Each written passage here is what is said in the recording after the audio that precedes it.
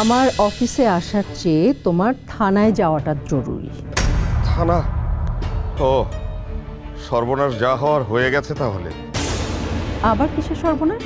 না, বলছি থানায় তো যাবোই, কিন্তু আমার সব কথা শুনে তারপর না হয় তুমি ঠিক করো আমাকে পুলিশে দেবে নাকি মাফ করে দেবে।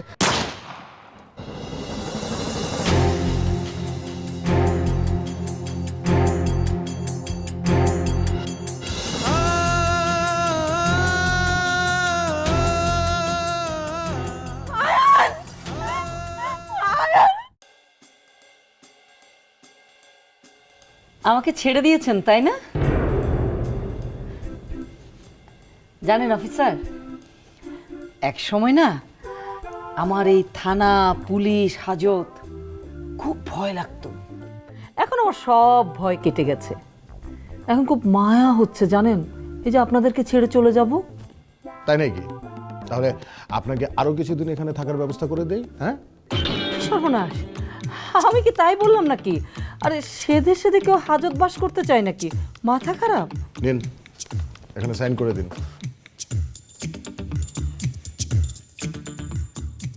বলেছিলাম না অফিসার, পৃথিবীতে এমন কোনো জেলখানা তৈরি হয়নি যেখানে এই দিলারা খানকে আটকে রাখবে। বলেছিলেন নাকি? কখন যেন?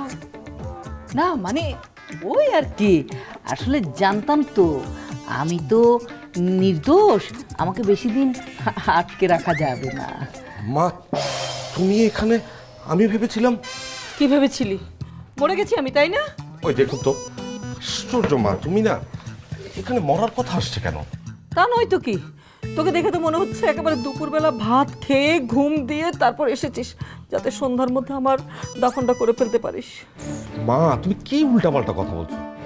আস্তে কথা বলেন সাদিক সাহেব, এটা তো থানা। তা সাদিক সাহেব, আপনি কিন্তু এসে ভালোই করেছেন, না হলে আমাকেই আপনার কাছে যেতে হতো। অফিসার, এবার কিন্তু আপনার বাড়াবাড়ি হয়ে যাচ্ছে। বাড়াবাড়ি? কেন? এখনো আমার নামে কেউ মামলা করলো না, কেউ কিছু বললো না, আর আপনি আমাকে গ্রেফতার করতে যেতে চাইছেন। কি সর্বনাশ, কি সর্বনাশ! আপনাকে গ্রেপ্তারের কথা আসছে কেন? আপনি আয়নের কোনো খোঁজ পেয়েছেন কিনা সেটা জানার জন্যই আমি আপনার কাছে যেতে চেয়েছিলাম। ও আচ্ছা, তাই বলুন। I am sorry. হ্যাঁ, কি সর্বনাশ! আপনি তো আমাকে একেবারে হার্ট ফেল করিয়ে দিচ্ছিলেন। এই সাদিক, আয়নের কোনো খবর? হ্যাঁ মা, আয়নকে নিয়ে চিন্তার কিছু নেই, ওর খোঁজ পাওয়া গেছে। পিঠের উপর দু চারটা দিসনি? আমাদেরকে এভাবে ঘোল খাওয়ালো। মা, না জেনে কথা বলো না তো, আগে তোমাকে পুরোটা জানতে হবে। আয়ন কি বাসায় ফিরেছে? হ্যাঁ, ফিরেছে। এ কথা আপনি আগে জানাননি কেন? আশ্চর্য! আপনি কি জানেন আয়নকে খোঁজার জন্য আমার সকল সোর্সকে আমি মাঠে নামিয়েছি?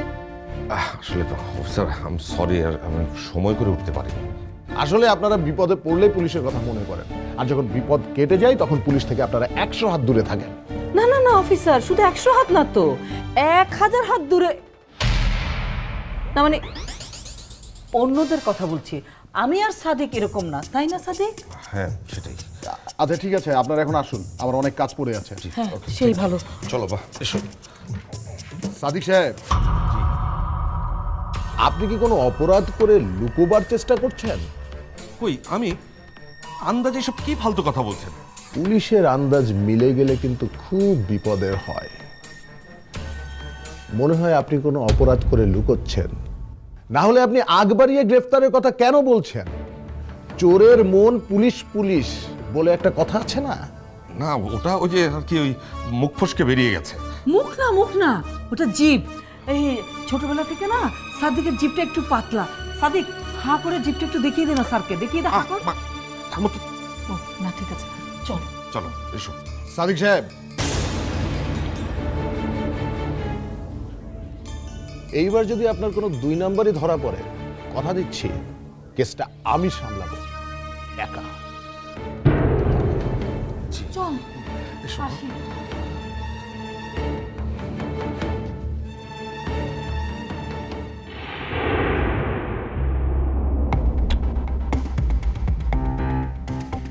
অনলাইনে রূপচুরি পত্রিকাটা এখনো আসেনি, কিন্তু এই নামটা কেউ না কেউ তো ব্যবহার করে থাকবে।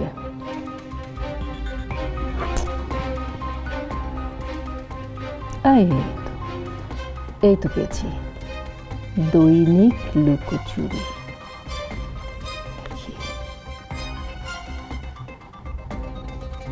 ধ্যাৎ, এটাও দেখছি তারকাদের বিয়ে ভাঙার গুজবের খবর। ইন্টারভিউর তো কোনো নামগন্ধও নেই। আচ্ছা, ওই সাংবাদিকের কি যেন নাম, কি যেন নাম? ও, শাহজাহান সৌরভ। তার চেয়ে ওনাকে একটা ফোন করে দেখি। ওহো, আমি তো ওনার ফোন নাম্বারটাই নেইনি। তাহলে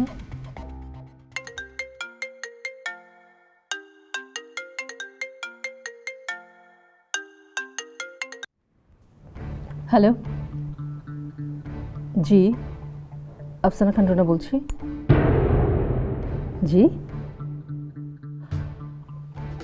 হ্যাঁ, একটু পরেই সংবাদ সম্মেলন হতে যাচ্ছে।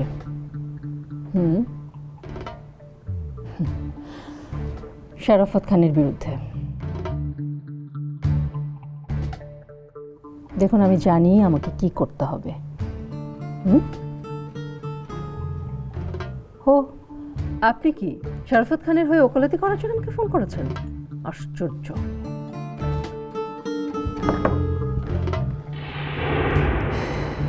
ম্যাম, আমি ডকুমেন্টসগুলো সব চেক করে নিয়েছি, সব ঠিকই আছে। ওকে, থ্যাঙ্কস। তা কনফারেন্স রুমের কি অবস্থা? সাংবাদিকরা অনেকেই চলে এসেছে, আপনি আসলেই শুরু করব। ওকে ফাজ সাহেব, আপনি এক কাজ করুন, ওই প্রেজেন্টেশনের সেট আপটা ঠিক আছে কি না আপনি একটু রিচেক করেন, আর ওয়েট করুন, আমরা দুজন একসাথে ঢুকবো। জি ম্যাম, জি ম্যাম।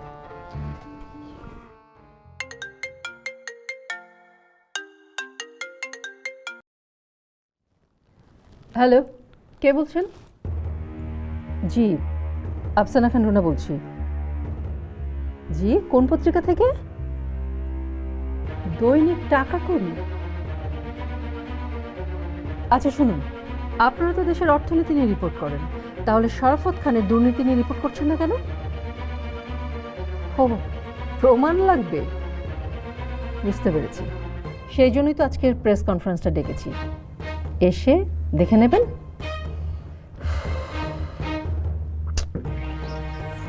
শরাফত খানের বিরুদ্ধে গিয়েই বুঝতে পারছি এই লোকটা কত বড় ক্ষমতাশালী। অসুবিধা নেই, আমিও হাল ছাড়ব না, সত্য আর ন্যায়ের জয় হবেই।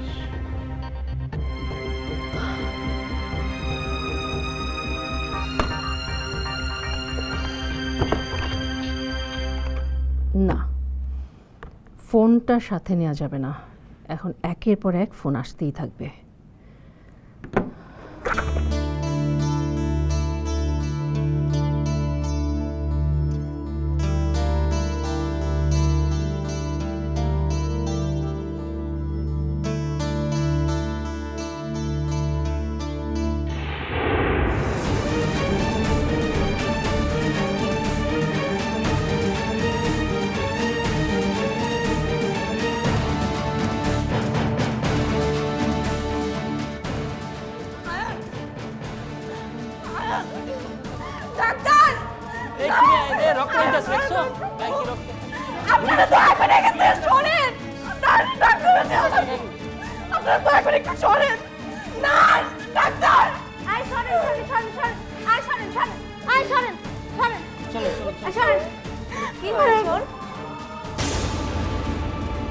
কি হয়েছে বলছো না কেন? গুলি লাগছে। গুলি? তার মানে তো পুলিশ কেস, আমরা তো ভর্তি করতে পারবো না। কেন? এটাই আমাদের নিয়ম। আপনাকে নিয়মের জন্য একটা মানুষের চিকিৎসা বন্ধ থাকবো, এটা আপনাকে কেমন নিয়ম? আমার কিছু করার নাই, তুমি আগে পুলিশকে জানো। সিস্টার, সিস্টার শুনুন। আয়ান, আয়ান, সিস্টার, ডাক্তার কেউ আছেন? আপনারা তাড়াতাড়ি আসেন, এমন নিষ্ঠুর হয়েন না। আয়ান, চোখ খুলো। ডাক্তার আপা, ওরে বাঁচান আপনি, ওর শরীর থেকে প্রচুর রক্ত পড়তেছে, দ্রুত কিছু না করলে অনেক বড় সর্বনাশ হয়ে যাবে আপনি। কিন্তু গুলি লাগলে তো আগে পুলিশ কেস করতে হবে, আমরা আসলে। ডাক্তার আপা, আমি আপনার পায়ে পড়ি, আপনার আয়নে ভর্তি করেন, আমি আপনার সব নিয়ম মানবো, সব। কিন্তু আয়নে আপনি ভর্তি করান, আজকে ওর জায়গায় যদি আপনার ভাই বোন থাকতো, তুমি কে পারতেন ওরা বানায় রেখে চলে যেতে? আচ্ছা ঠিক আছে, তুমি উঠো, আমি দেখছি কি করা যায়।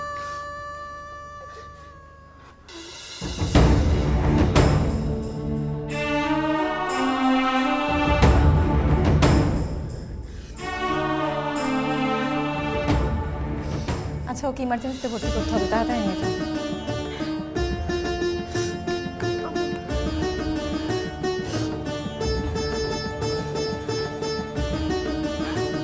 আচ্ছা শোনো, ও প্রাপ্তবয়স্ক না, গার্ডিয়ান আনতে হবে। হ্যাঁ, তুমি আমার ব্যবস্থা করো।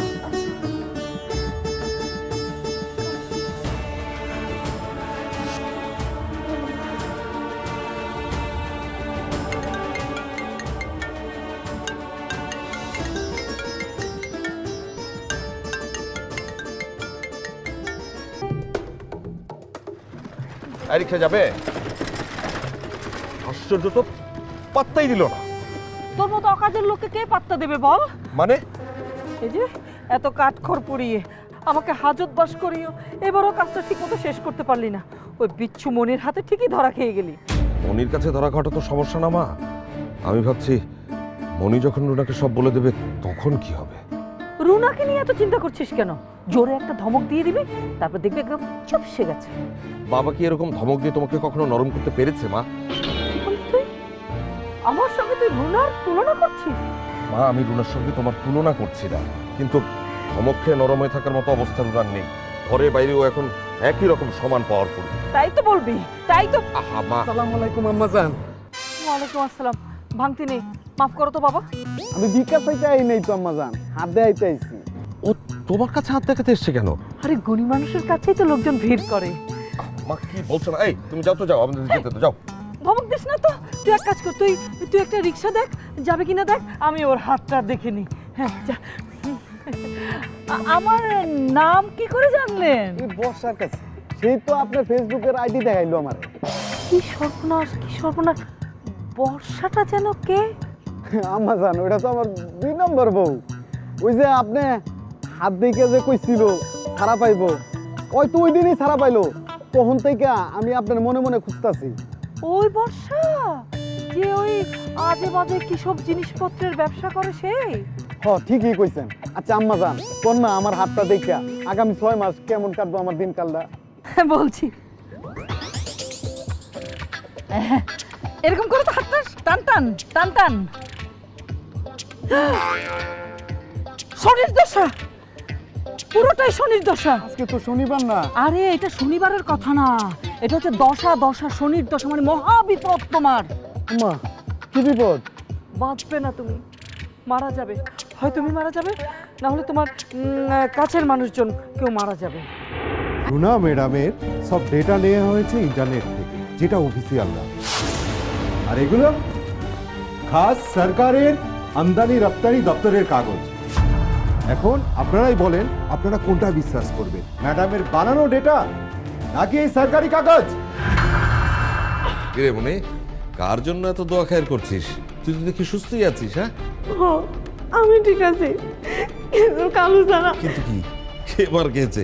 চেয়ারম্যান? হ্যাঁ, কেউ মার খায় নাই আসলে মার আমার খায়নি, তাহলে কি গুলি খেয়েছে?